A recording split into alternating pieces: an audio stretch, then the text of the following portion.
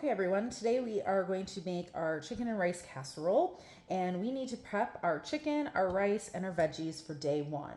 So I have a chicken breast here and it needs to be cleaned. There is some pieces that you're gonna want to trim off. So I have a cutting board and I'm gonna have a chef knife here available. I'm going to start by cutting off any kind of gross pieces, anything that's a little fatty. Flip it around, see if you need to trim both sides, kind of peel away as best as you can. Use the weight of that chicken breast to help you not cut off too much of the chicken meat because you want to be able to use that for your recipe. All right, once it's all clean and ready to go, you're gonna have to dice this up into smaller pieces. You're gonna wanna think about pieces that are big enough to stab with a fork still, but small enough that you are able to grab a piece of chicken, some rice, and some veggies.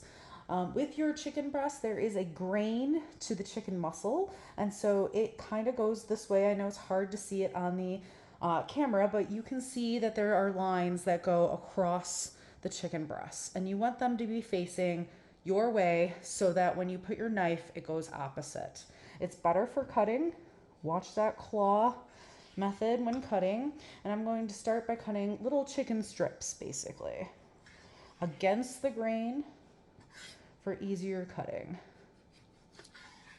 Okay, now I'm going to cut these into smaller chunks. If they're too big, you can always cut them one more time. And I'm going to dice them. Watch that claw method. And you want to kind of aim for all about the same size pieces. All about the same size. This is your diced chicken breast. At this point, you can season your chicken pieces. A little salt and pepper goes a long way. And we are going to do the cooking method called poaching. Poaching is where you put your chicken into a pot and you are going to cook it only using water. There's no fat, so no oil to fry it or saute it. You're only using water to poach it. And you're going to cook it using water just below boiling until it is no longer pink. I'm going to add some water. You want just enough water to cover your chicken. If you have too much water, it's going to take a long time for that water to get a boiling point. I'm gonna put this on the stovetop and poach it.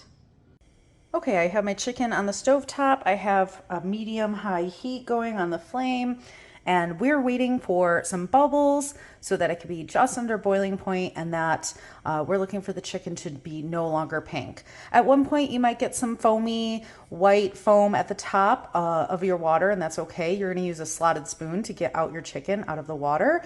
You can also test it to see by cutting a piece of chicken to see if it's done and it's no longer pink in the inside. I also have my rice, and that's gonna be on a high heat. And I'm going to get it to boiling. Right before that, I'm going to then turn it down into simmer, and I'm going to put a lid on it and cook it for about 15 minutes.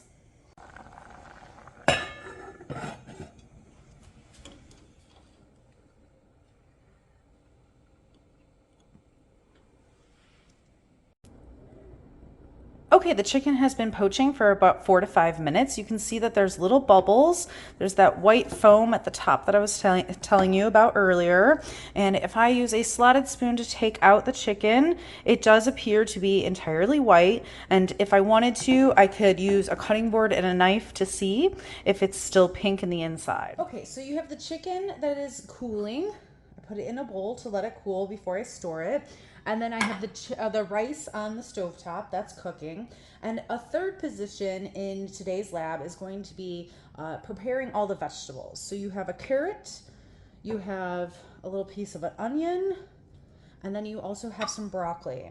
This broccoli is frozen and it comes in bigger chunks where it's bigger than the chicken pieces that we've cut, and we want to make sure that we chop this up so that you can get a little vegetable and a little chicken and a little rice all in one bite. So I'm going to throw this broccoli in a bowl And I'm gonna microwave this just for about a minute, just to soften it up just a bit, and then that way my knife can go through. So I microwaved my broccoli, and it's still a little frozen. However, it is nice and soft where I can actually get the knife through it. So I'm gonna put it on my cutting board.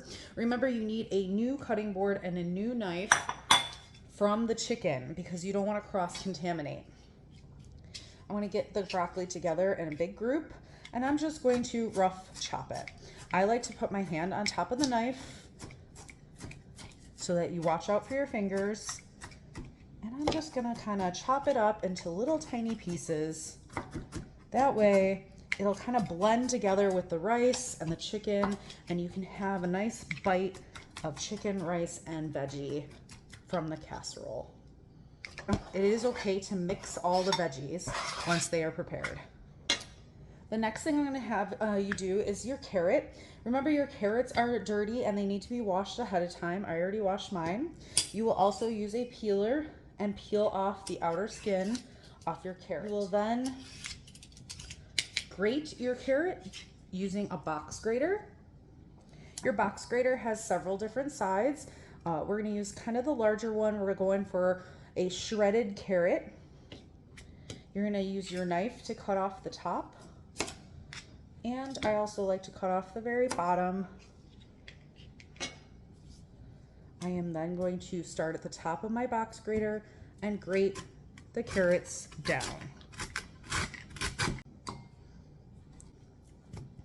With your onion, if you haven't already, you want to peel back any extra outer skin, the little paper layers.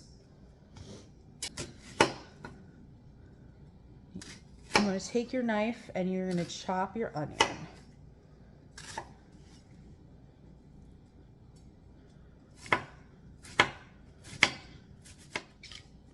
If your pieces are too big, you can always go through and do a bit of a rough chop as well.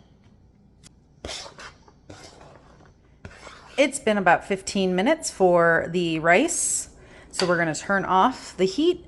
We're going to open it up to check it. There should be no more water left, and we're going to reclose it and let it stand for about 5 minutes. Okay, so at the end of day 1 in our lab, you're gonna have a bag full of all of your chopped veggies. You're gonna have a bag full of your poached chicken, and then you're gonna have a pie plate full of your cooked rice, and we're gonna store that overnight for day 2. Okay, for day 2, you're going to be cooking your veggies. So I have 3 tablespoons of butter that I am melting over a medium-high heat in a skillet. You are going to then saute your veggies. So I'm going to dump them all in here. You should hear that nice sizzle.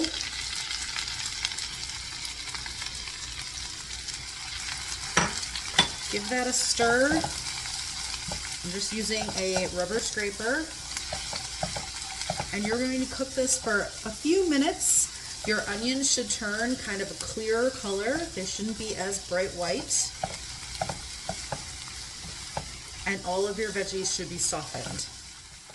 So we've been sauteing for a few minutes. All of my onions are no longer that bright white color, and all of my other vegetables, the broccoli and carrot, are all nice and soft and cooked through.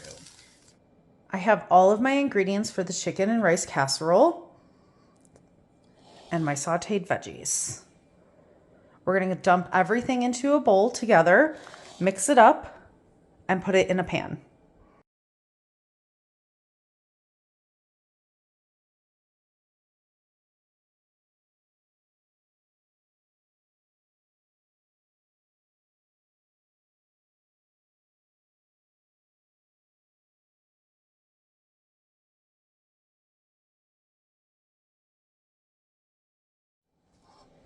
All right, I like to save some of my cheese. There's 2 cups in the recipe. I like to save some in order to top it at the very end. It is up to you and your group what you want to do.